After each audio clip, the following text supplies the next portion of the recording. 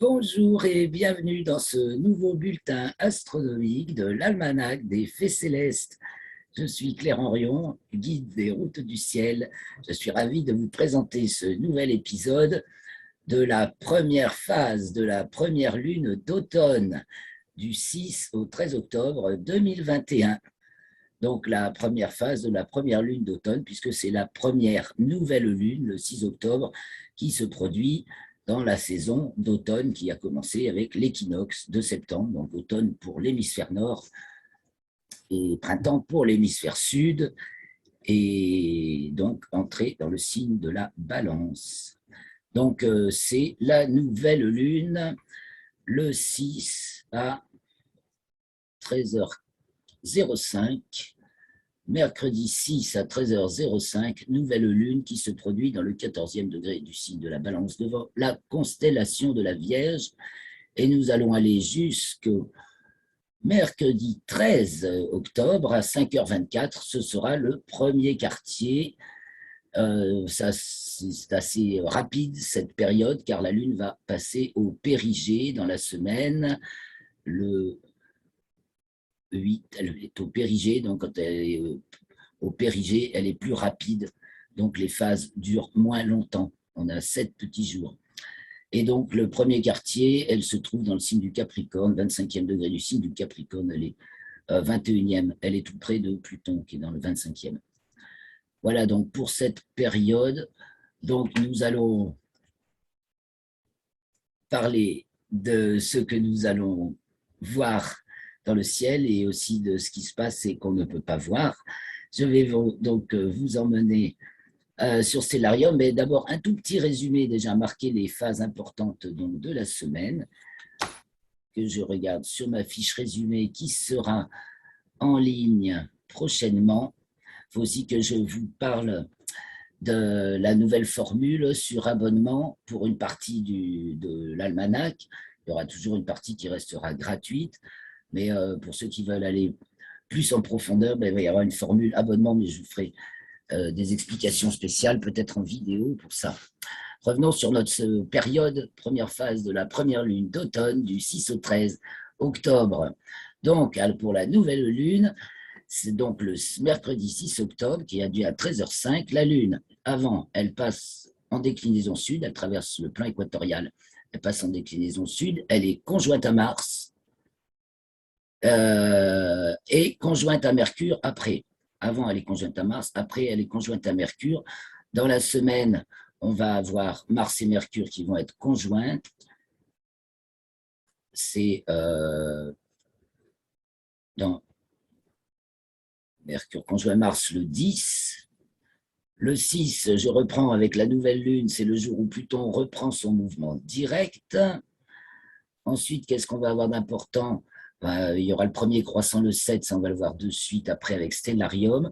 Donc on est dans la rapidité, Mercure passe au périgée, c'est-à-dire au plus près de la Terre, le 7, car elle est en conjonction inférieure le 9.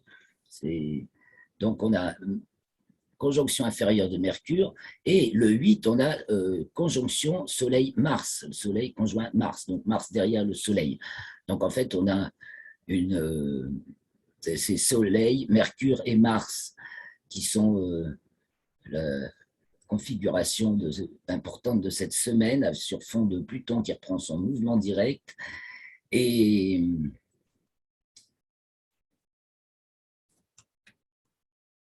donc, de tout qui descend, la Lune descend en latitude et en déclinaison.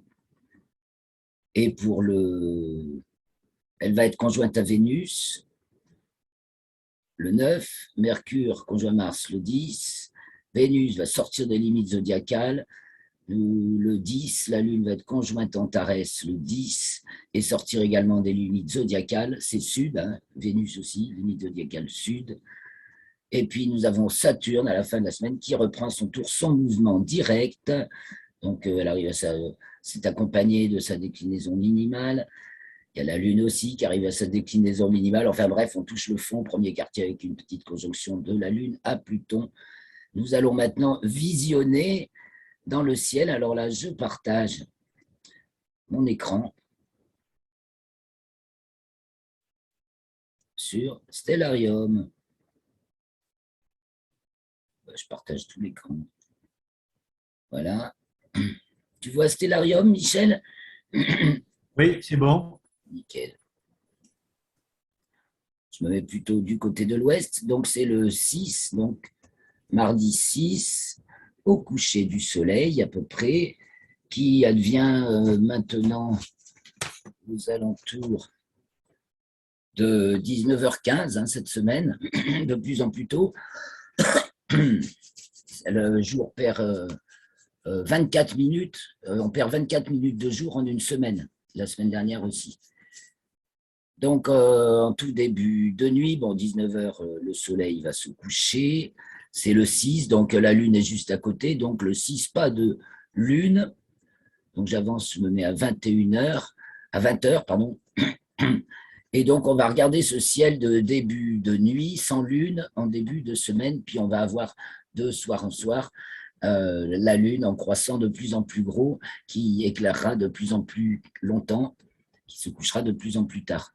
Donc, ce qu'il y a de remarquable, bien sûr, après le coucher du soleil, du côté du couchant, c'est Vénus, la planète Vénus, toujours, qui brille fort, mais bien bas, bien qu'elle se couche 1h et 1h45 après le soleil, elle reste bien bas, mais bon, elle est très brillante, donc on la voit bien.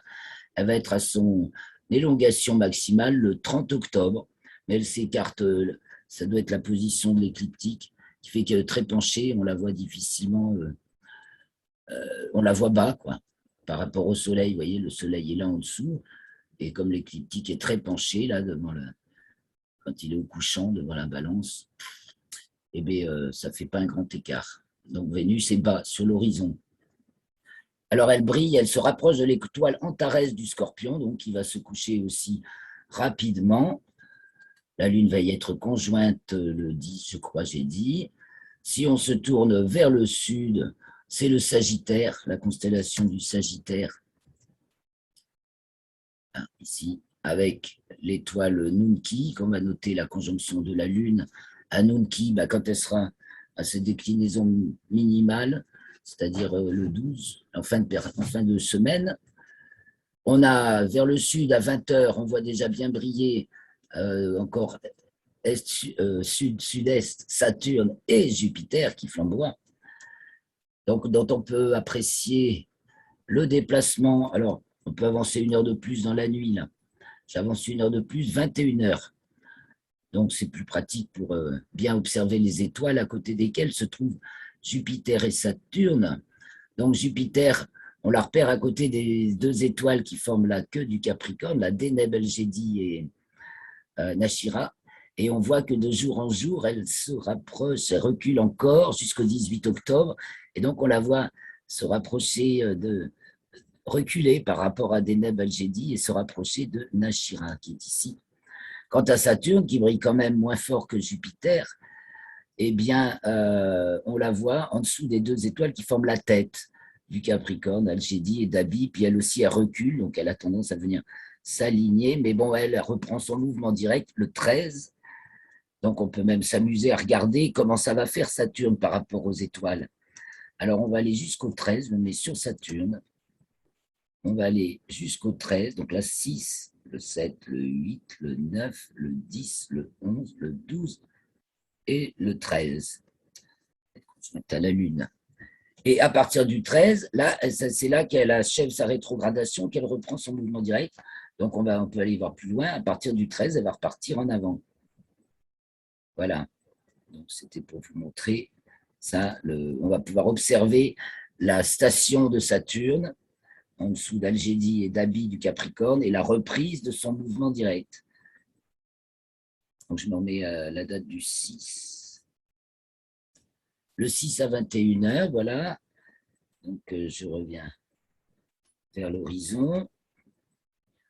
On a l'étoile Faux-Maillot du Poisson austral qui se lève, donc sud-est, et qui commence à monter. On la voit bien. Puis en plus, avec Jupiter en dessous, elle est assez facile Puis elle est brillante, hein, de toute façon, surtout dans le coin où elle est. Alors, on a déjà Neptune aussi. Bon, Neptune, on profite. Hein, une nuit sans lune, hein, on en profite. C'est excellent, excellent. Maintenant, Neptune est accessible dès le début de nuit. Donc, elle est, j'affiche les constellations, qu'on s'y repère un peu, entre la constellation du Verseau et celle des Poissons. Et donc, il faut repérer ces deux étoiles. Alors, je réduis un peu pour qu'on repère d'abord par rapport à Jupiter et à Saturne. Vous voyez, elles sont légèrement toutes les trois en dessous du plan de l'écliptique. Elles tracent le plan de l'écliptique. Donc, comme Jupiter et Saturne ont beaucoup reculé, au début de l'été, on avait, c'était équidistant, Saturne, Jupiter, Neptune. Mais Jupiter, encore plus que Saturne, ont reculé beaucoup plus vite que Neptune. Elle est rétrograde, mais la rétrograde en relation avec leur pas habituel. Donc, Jupiter, c'est un pas plus grand, Saturne est un peu plus petit, Jupiter et Neptune encore plus petit. Donc maintenant, ça fait un grand écart entre Jupiter et Neptune. Et donc Neptune se trouve à côté de la petite cascade du Verseau. Là, il faut repérer. En fait, c'est un alignement qu'on trouve en partant justement des deux étoiles de la fin du Capricorne, Nashira et Deneb el-Jedi. Puis après, dans cette ligne, on va trouver cette petite étoile, cette petite étoile, cette petite étoile, et fille du Verseau qui est là, et au-dessus de la petite cascade, en fait, ça fait une petite cascade, c'est ça la petite cascade du Verseau. Et donc Neptune se trouve par rapport à cette étoile qu'on identifie assez facilement, fille du Verseau, dans les jumelles, et celle-ci, vous voyez la tête des poissons, tout ça c'est du délicat, hein, à repérer. Ben, Neptune se trouve là, donc il faut y aller aux jumelles, repérer ces trois étoiles, et on a pu observer au cours des semaines précédentes son déplacement par rapport à ces trois étoiles. Voilà. Ils ne sont pas petits, bien sûr. Mais bon, oser, c'est le moment d'en profiter pour Neptune.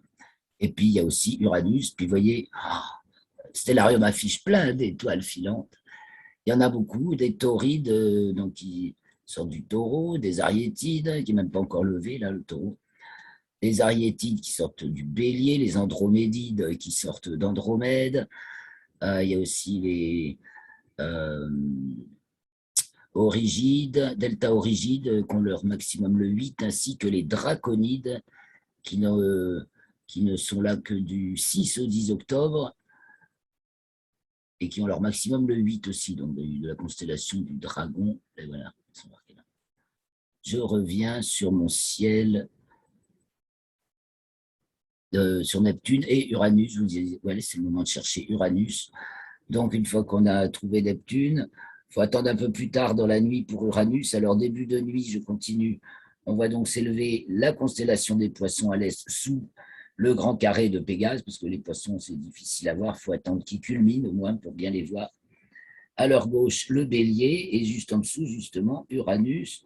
Mais bon, Uranus, on va attendre, on va prendre 1 heure ou 2 de plus pour pouvoir l'observer. Donc, on va attendre au moins 23 heures.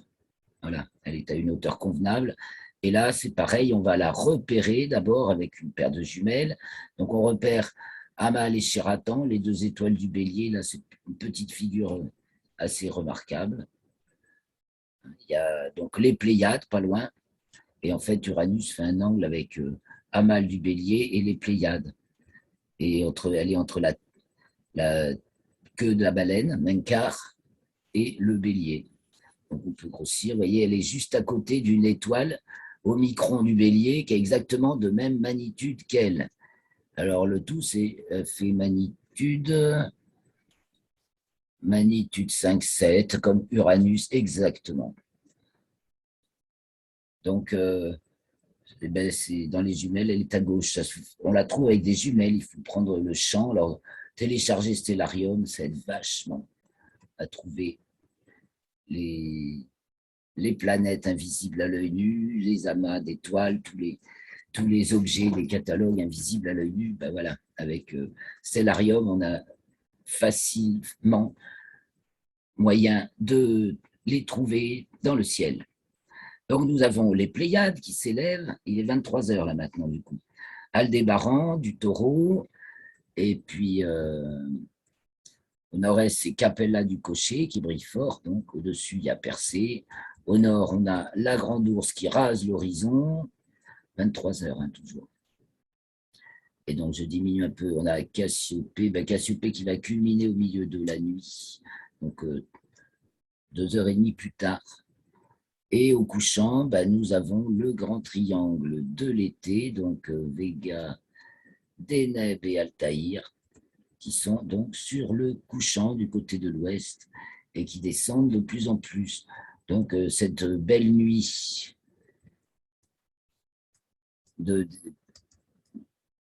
sans lune, hein. Donc, et puis, les premiers jours de la lunaison, la lune va se coucher très vite. Donc, voilà le ciel que l'on peut observer en début de nuit. Allons du côté de l'est, voir un peu plus tard dans la nuit comment ce qui se lève et comment. Donc là, il est 23 heures. Voilà, à minuit apparaît, il y a les Orionides aussi, donc Orion, pas encore tout à fait. Donc on surveille l'alignement Pléiade ici. Maya, c'est une des Pléiades. Pléiade, Aldébaran. En dessous, 1 heure plus tard, on va voir apparaître les 3 mages d'Orion. Donc là, il est 1 heure du matin. Et encore 1 heure ou 2 plus tard, on voit apparaître Sirius. Et donc tout ça forme un bel alignement. Voilà. Pléiade, Aldébaran, mage d'Orion, Alnilam, Alnitake, Mintaka et Sirius. Voilà l'intérêt de regarder du côté de l'Est qui apparaît au cours de la nuit. Et donc, à gauche, il y a Orion, à droite, et les Gémeaux à gauche qui s'élèvent sous Capella, la très brillante du cocher, et donc le Taureau, et puis encore plus haut, Persée. Et donc, allons faire un petit tour vers le zénith. Et puis, voilà. Et donc là, il est 3 heures du matin. Bon, ça y est, la nuit va presque s'achever.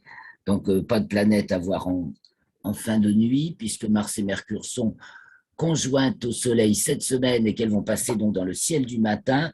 Mars, on n'est pas près de la voir encore, il faudra attendre le mois de mars, mais Mercure va apparaître dès le 15 octobre dans le ciel du matin et va être très bien visible pendant 3 semaines, 3 bonnes semaines même.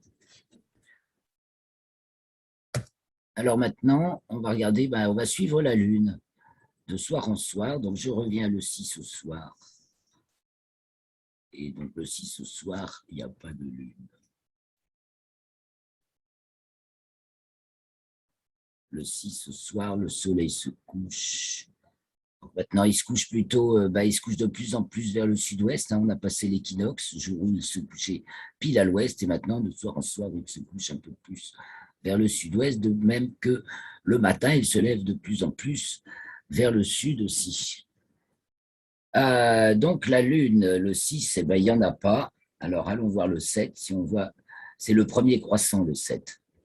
Donc je vais enlever le paysage, parce que là, il faut un horizon parfait. Je me mets paysage océan, un horizon dégagé pour espérer voir le premier croissant, le 7 au soir. Donc il est fin, ce premier croissant. Je regarde un peu mes notes. Premier croissant de lune. Le 7 à 19h50, 8h moins 10 du soir. Donc, il est de 2,5%. Il arrive on y visite 30h45 minutes après la nouvelle lune pour nous. Et donc, il est à 2,5 degrés de hauteur pour un soleil qui est à 6 degrés sous l'horizon. Donc, ça permet quand même de le distinguer. Et il se couche à 20h06 pour le soleil, alors que le soleil se couche à 19h19 ce jour-là. Voilà notre premier croissant de lune. Et donc, sur sa gauche, on aura Vénus qui brille fort, qu'on risque de voir plus facilement en premier, et Antares. Enfin bon, c'est un peu équivalent, peut-être. Voilà la Lune, donc le 7. Le 8, le 8, on la verra mieux, le croissant aura grossi, elle se sera rapprochée de Vénus, et elle se couchera un peu plus tard. Le 9, elle est conjointe à Vénus, le 9, vous voyez. Et donc, elle va se coucher de plus en plus tard, donc 21h en même temps que Vénus à peu près. Le 10, non, ça c'est le 8, le 10, elle a dépassé Antares, donc elle est conjointe à Antares le 10 au matin, je crois.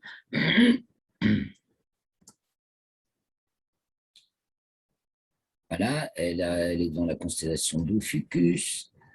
Le 11, eh bien, le croissant grossit toujours. Elle arrive devant la constellation du Sagittaire. Le 12, elle est conjointe à l'étoile Nunki, très serrée. Elle passe en dessous de l'étoile, donc presque en quartier.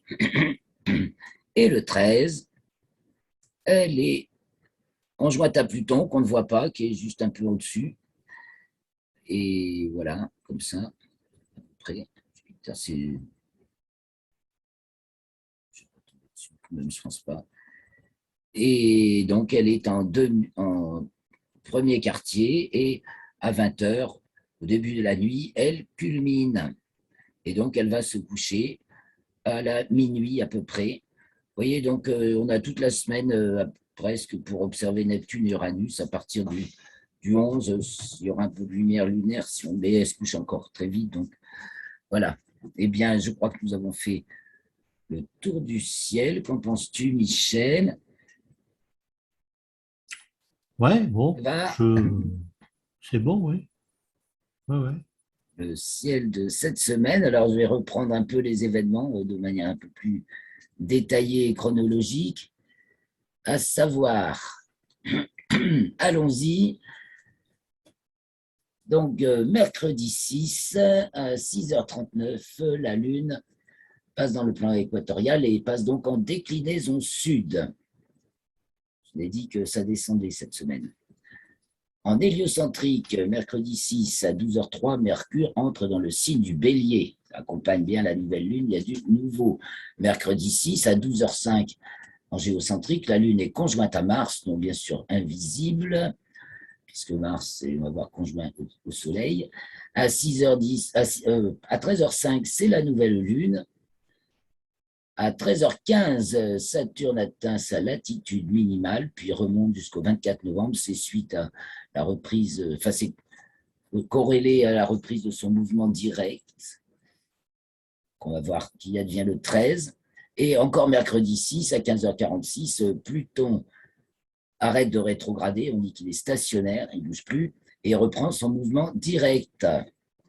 Son mouvement va être direct jusqu'au 29 avril. Pluton est actuellement dans le 25e degré du signe du Capricorne et il va avancer jusqu'au 27e.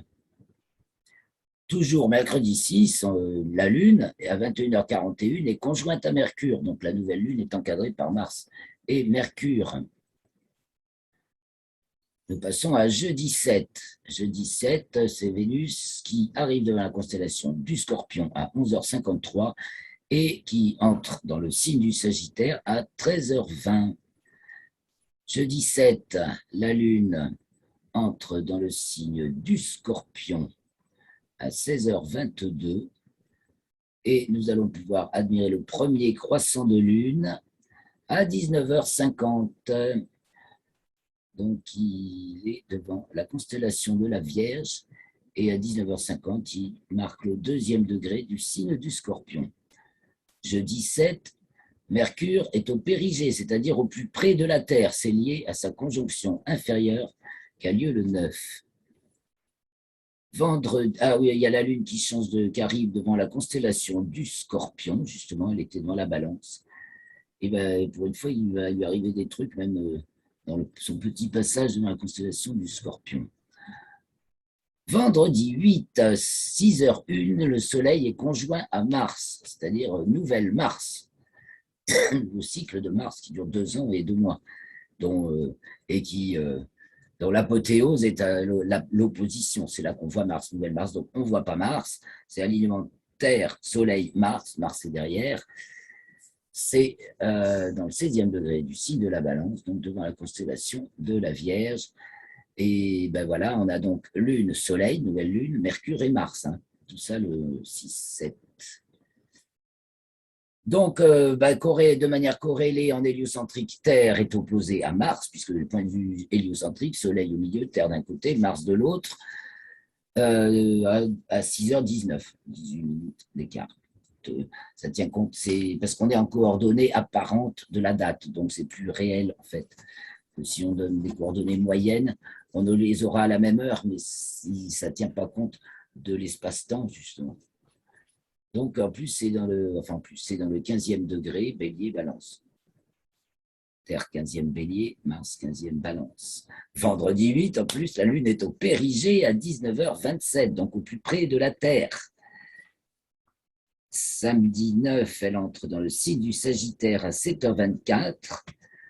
En héliocentrique, samedi 9 à 14h12, Mercure est opposé à Mars et à 18h11, Mercure est conjoint à la Terre. On retrouve notre configuration Soleil-Lune au Mercure-Mars en héliocentrique, ça nous fait Terre, Mercure, Mars.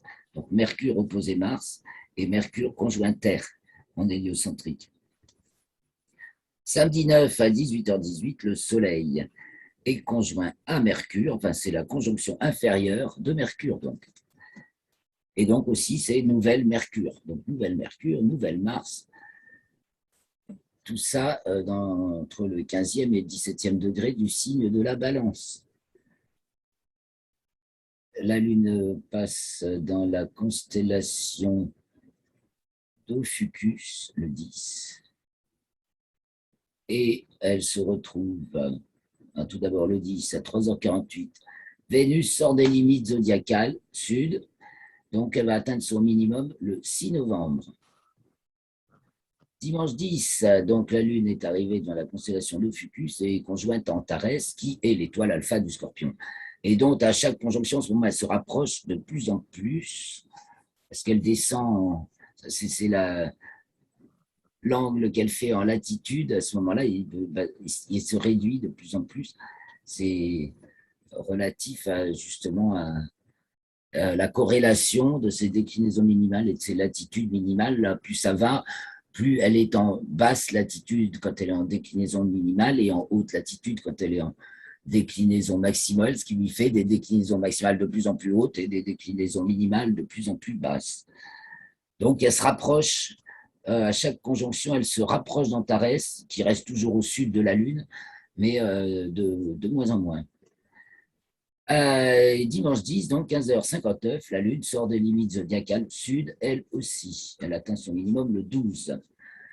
Lundi 11, c'est Saturne qui atteint sa déclinaison minimale à 1h54.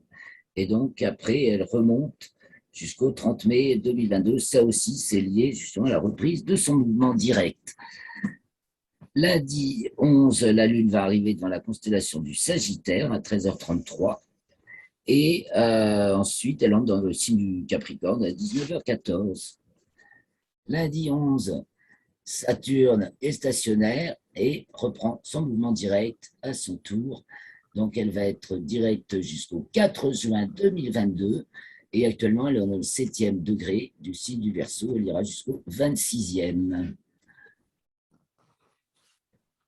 Et mardi 12, en héliocentrique à 6h39, Mercure entre dans le signe du Taureau jusqu'au 17 octobre. Mardi 12, la Lune atteint sa déclinaison minimale, en géocentrique, équatoriale bien sûr, donc elle atteint 26 degrés 12 minutes au sud du plan de l'équateur, donc elle est hors limite zodiacale depuis le 10 octobre 5h59 jusqu'au 14 octobre 7h48. À 16h49, mardi 12, elle est conjointe à Nunki, l'étoile Nunki, sigma du Sagittaire, et ce qui est assez proche quand elle est à sa déclinaison minimale. Et mercredi 13 à 5h24, c'est le premier quartier de lune qui marque la lune 21e degré du signe du Capricorne et soleil celui de la Balance. La lune est devant la constellation du Sagittaire, le soleil toujours celle de la Vierge. À 12h52, ce mercredi 13, jour du premier quartier, la lune est conjointe à Pluton, donc invisible Pluton, mais on peut imaginer sa position en regardant la lune en quartier le soir, la demi-lune. Et en fin de journée, 22h47, elle entre dans le signe du Verseau. Donc, si vous avez la chance de regarder le ciel, il y aura plein d'étoiles filantes. Voilà, appréciez Saturne, Vénus, Saturne, Jupiter, Neptune, et Uranus, et chercher Mercure et Mars uniquement dans le champ du coronographe Lascaux C3. Alors, je peux peut-être vous montrer quelques images. J'ai fait une petite photo du coronographe aujourd'hui. Alors, prise aujourd'hui. Alors, on sait qu'il y a Mars, Mercure pas encore. Et vas-y, je pense qu'elle est là, mais c'est pas très facile. À moins que ce soit ça, tiens. Franchement, c'est pas facile du tout de retrouver les étoiles. Si j'affiche Stellarium à cette heure précise, déjà retrouver la bonne dimension et la bonne orientation. Il y a plein d'étoiles filantes, de comètes, de machins, de poussière là-dedans. Pas facile de retrouver exactement les étoiles et la planète Mars en l'occurrence. Quoique là, il y a un truc rond là. Bref, je reviens vers vous, mais je ne sais pas si j'avais partagé. Non, c'est pas Ah, partagé. c'est pas partagé. Non. Mince alors, ben, je vous la remets. Comment ça fait? Ah voilà, je vais sur mon écran, je partage ça, et après je départage. Oui, donc c'est ça que je montrais. Et là, tu vois là, Voilà, je vois, oui. ah, tu vois l'image. Je vois. Oui, donc c'est ça le champ du coronographe Lascaux C3, dans lequel se trouve Mars depuis pour 2 mois jusqu'à début novembre, donc début septembre à début novembre, et dans lequel va se trouver Mercure juste cette semaine, du 6 au 13. Et donc, il suffit de suivre le lien qui est toujours dans l'article, et ça restera dans la partie gratuite. Tout ça, c'est des trucs accessibles à tous. Et donc, on devrait pouvoir voir Mars et Mercure entre le 6 et le 13 ensemble dans le champ de ce coronographe. Voilà. Je disais que ce n'était pas toujours très facile de retrouver les étoiles devant lesquelles est donc le Soleil, hein, devant lesquelles sont, non, devant lesquelles est le Soleil, parce que déjà, il faut savoir dans quel sens s'orienter, bien la dimension du champ, et puis il y a tellement de poussière, comètes, particules aussi qu'on ne sait pas trop quoi et qui des fois. Alors, je ferme, je partage. Et voilà. Qu'est-ce que j'ai pas dit? Alors, les images, bah tiens, je vais vous partager comment je vais chercher les images qui sont pas encore tout à fait, tout n'est pas encore tout à fait prêt, mais on va peut-être regarder ensemble les images. Donc, je repartage un petit coup là, mon écran.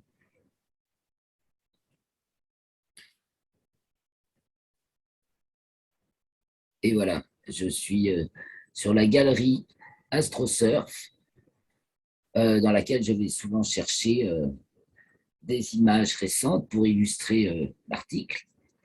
Et, et donc, je vais voir s'il y a des choses nouvelles. C'est des astrophotographes français, ça, ou francophones du moins, essentiellement.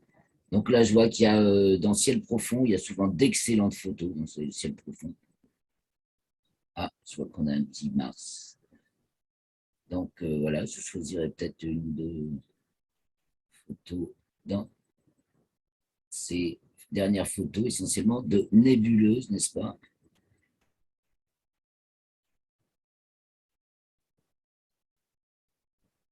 M27, voilà un objet qu'on observe, je vais mettre celui-là, parce que ça, c'est la nébuleuse de l'Alter qu'on observe assez souvent dans nos soirées d'astronomie. Elle est trop, trop jolie en photo. Sur un fond d'étoiles pas possible, effectivement.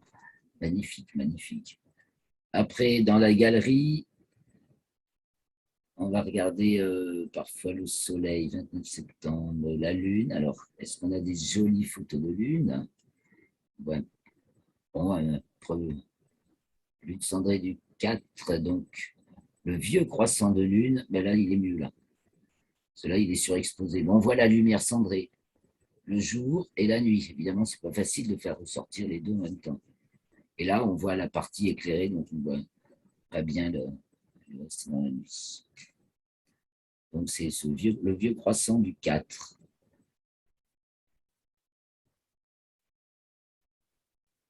Donc, c'est une galerie où c'est les astronomes amateurs qui postent.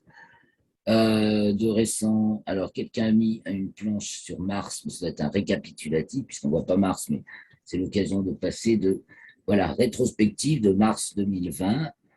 C'est sympa. On met, parce que depuis qu'on est en 2021, on la voit moins. Et elle a disparu totalement disparu du ciel depuis le mois de juillet.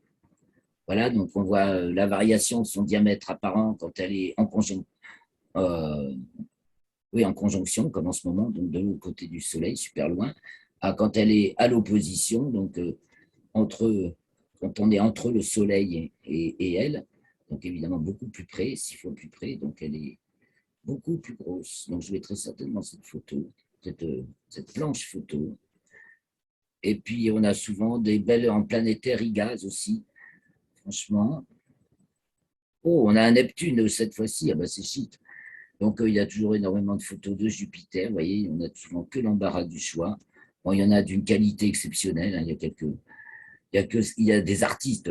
Polo 0258, c'est un artiste. Enfin, il y a plein d'artistes dans la photo. Là, c'est absolument magnifique, avec souvent des animations pour voir passer les satellites devant Jupiter, par exemple.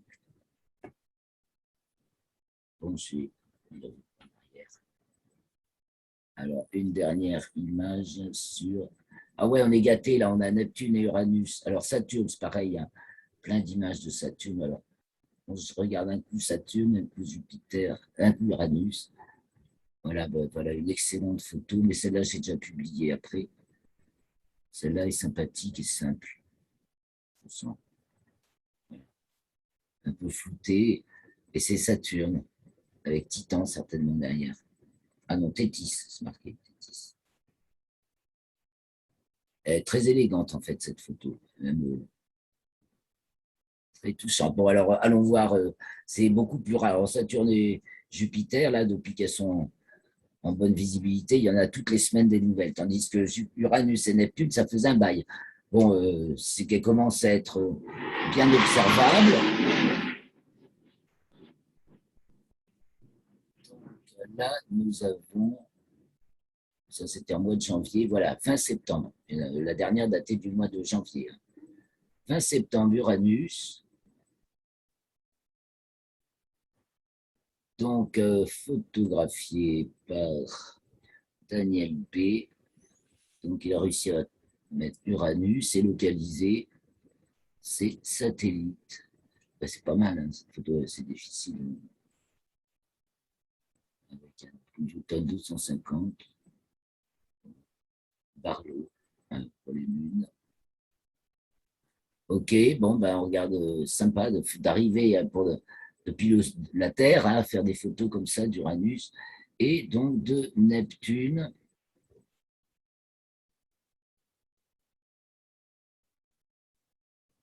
Et de Neptune le 20 septembre également. Alors voilà une pointure le 14 septembre et le 20 septembre. Il y a 2 photos de Neptune ce coup-ci.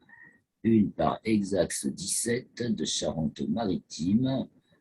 Donc Neptune, c'est du Triton, c'est grosse lune. Ok, et puis on doit avoir l'autre.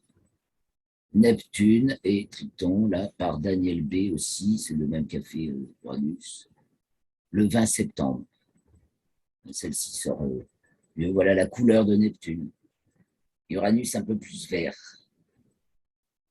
quand on les regarde au télescope. Et bien voilà, je m'arrête là du partage d'images. On se retrouve pour faire des commentaires astrologiques sur les thèmes de la période à 21h. Et puis, on complétera peut-être plus tard dans la semaine, je compléterai peut-être l'actualité astronomique. J'ai beaucoup eu de choses à faire, je n'ai pas tout préparé, mais ça peut se faire dans le groupe Facebook dans le courant de la semaine. Et donc, merci Michel, merci de votre intérêt pour tous ceux qui suivent cette vidéo. À très bientôt